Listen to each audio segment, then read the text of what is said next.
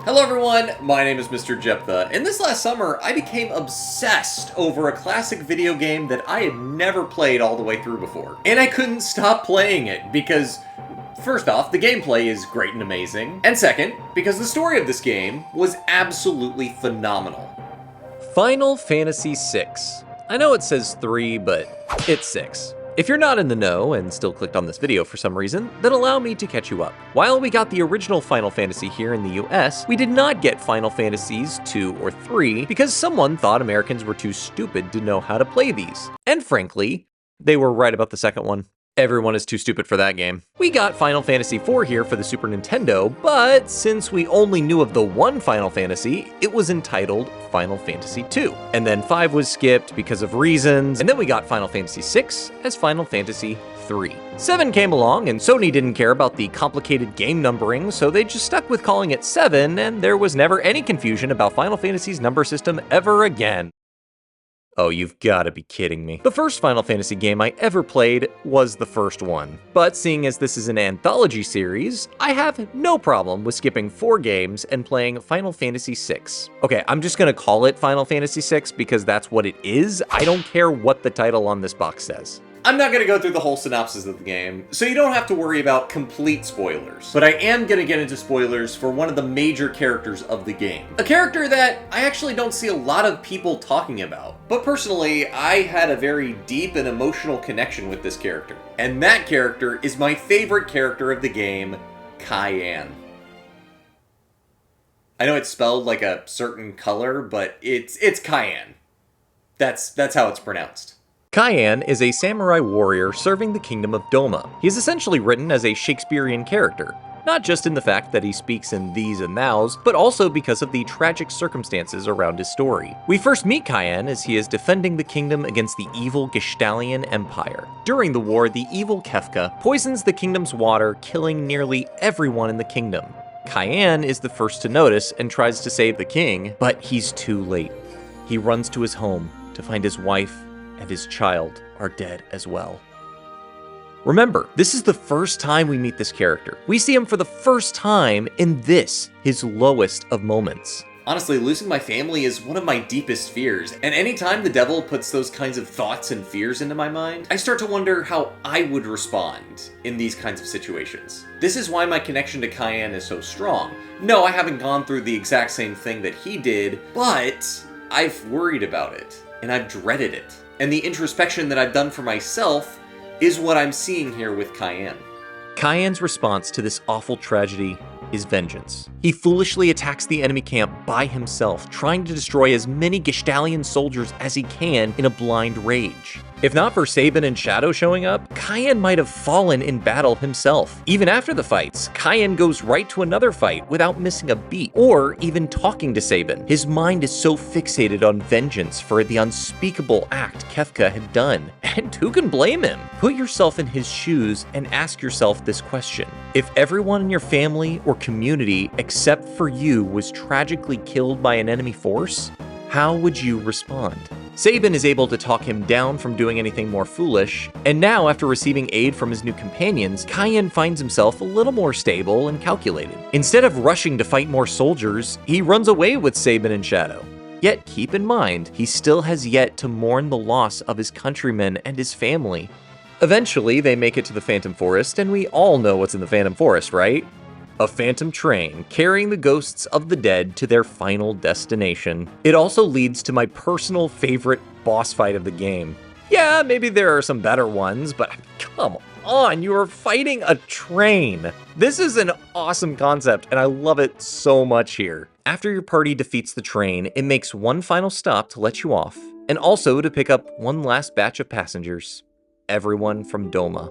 Cyan watches as his lost fellow Domites board the train, including his wife and child. And I can't help but tear up at this moment. I know, they're pixels, but there's something strongly emotional about this moment that really gets to me. Cyan finally has a chance to mourn as he watches his wife and child ride away forever. I think what gets me the most is when I read these words, I can hear my wife and my son's voices in these lines. My love, you made me so happy. Thank you. Dad, I'll keep practicing with my sword so I can keep Mom safe.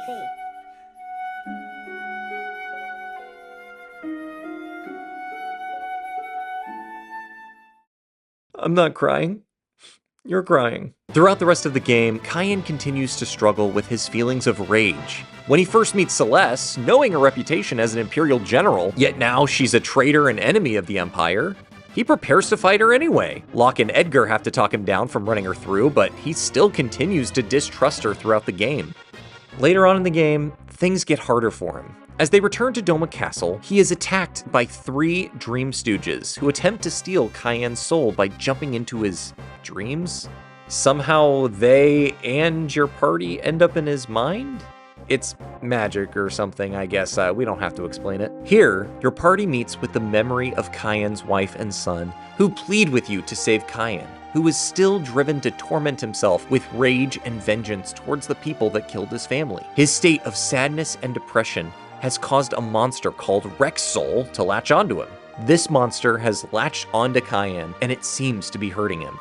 We see other memories of him, moments of his life where he was the happiest. Honestly, this moment of him begrudgingly telling his wife he loves her sounds very much like the kind of repartee my wife and I have all the time. It's scenes like this that show you how wonderful his life was before the evil Kefka defiled it and took that beautiful life from him. Honestly, everything we've seen through Cyan's life in this game should make us angry at Kefka. We should want Cyan to take vengeance. But we see that vengeance, that rage, it is hurting Cyan, putting too much pressure on himself and thinking that he wasn't good enough to protect his family.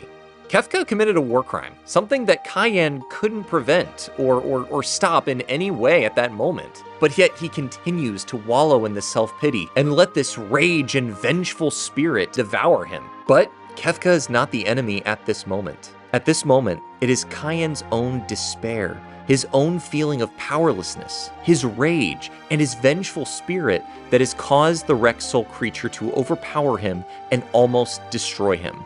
The theme of this game is loss. I'm sure there are plenty of college papers that have already talked in great detail about how this game is about overcoming loss. Everyone in this game loses something that's important to them. We see it in Cyan here with the loss of his home and family, but through that loss, they've all found each other, and together, they overcome that loss. No, this isn't a Marvel movie where Cyan is able to ruin all sense of emotional drama and bring his family back from the dead, but he does gain closure as he gets to see his wife and his son one last time. You are really strong, Dad. He continues going on in his self-pity and despair. No, I could not do anything. Not then, and not now. I am a man without honor. You're wrong. You've always had more than enough for all of us. His family gathers around him one last time.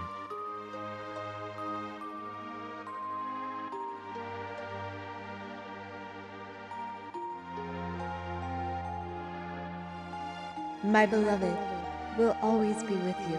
Dad, I love you.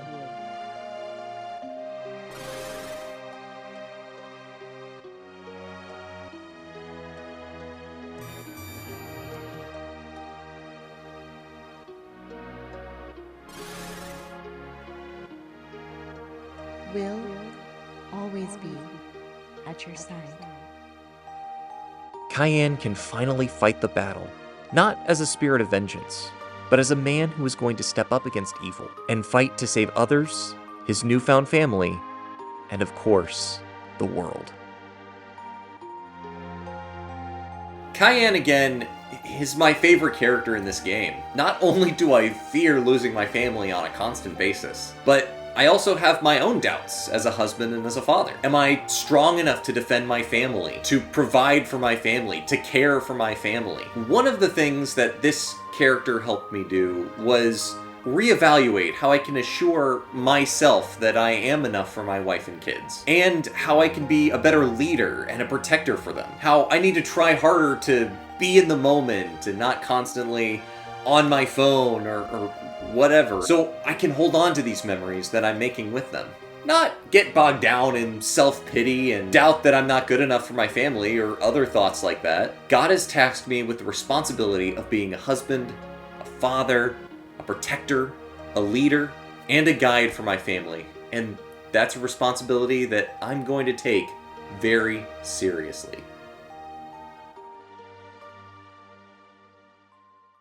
Hey everyone, thank you so much for watching. I know this is a different kind of a MrJepthah video, but this was a kind of video that I've been sitting on for a while, just kind of wanting to do something a little more serious while still having a little bit of silly... I definitely got a lot more serious with this video than I tend to on my channel, and probably ever will again. But I wanted to try something new, especially after having played hours and hours of Final Fantasy VI this last summer. And I wanted so desperately to talk about it in some capacity. Particularly this character arc that I had a strong connection with.